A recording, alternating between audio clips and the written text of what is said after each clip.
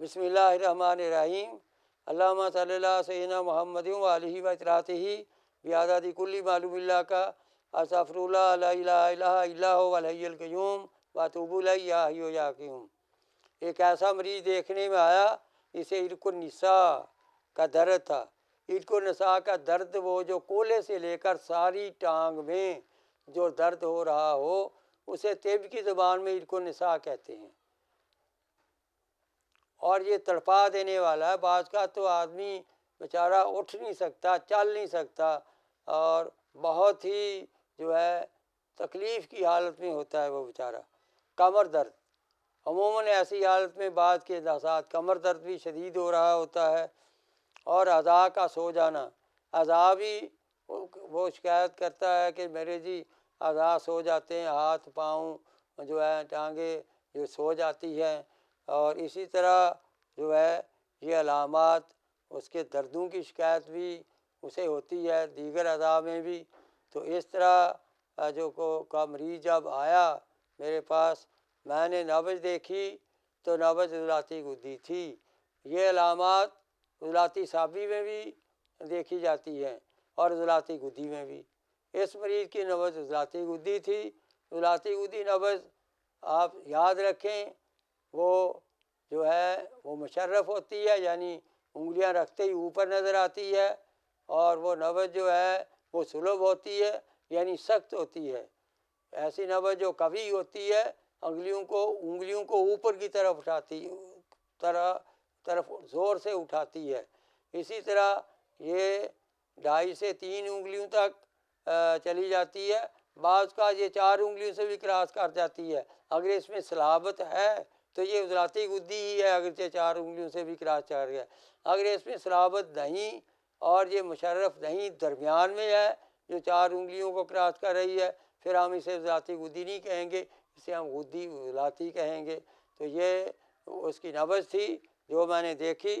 جو میں نے اس کا علاج کیا، حب عرق النساء 2 گولیاں 2 گھنٹے کے بعد دیں۔ جب اسے پخانے لگ جائیں مریض کو، بند کر دیں۔ اگلے دن پھر 2 صبح 2 دوپہر 2 شام دیں۔ اس کے ساتھ تریاق معدہ آدھی چمچی صبح دوپہر شام، اور ساتھ ہی ایک حب اوجاع کے نام سے میں گولیاں بناتا ہوں، وہ گولی اسے دی گئی، 1 گولی صبح شام جو ہے وہ دی گئی دودھ کے ساتھ، نیم گرم دودھ کے ساتھ۔ تو اللہ کے لطف و کرم سے عرق النساء کو، کمر درد کو فائدہ ہوا۔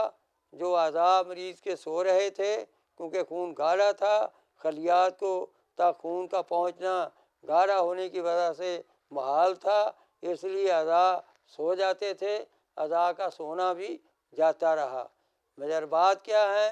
حب عرق النساء، سرنجہ شیریں، مصبر اور ہرمل، تینوں ہم وزن، تینوں کو گرائنڈ کر لیں، تھوڑا سا پانی ڈال کر۔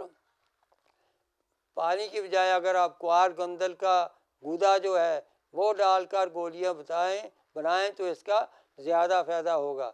یہ ہے حب عرق النساء۔ دوسرا مرکب تریاق معدہ ہے۔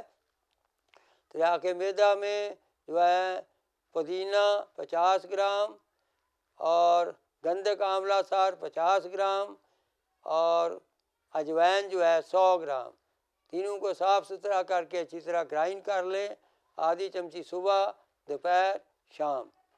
اسی طرح تیسرا نسخہ جو میں نے حب اوجاع کے نام سے آپ کو بتایا ہے، مصبر جو ہے 50 گرام، مرقہ 50 گرام 50 گرام، بادام 50 گرام، سرنجہ شیریں 50 گرام۔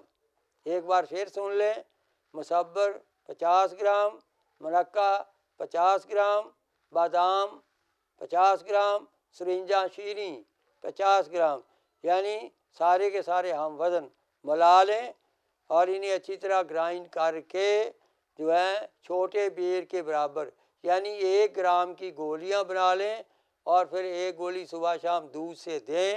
اس سے انشاءاللہ تعالی ان جو ہے علامات کا وہ فائدہ ہوگا، اور مریض جو ہے وہ آپ کو دعائیں دیتا ہوا لوٹ جائے گا۔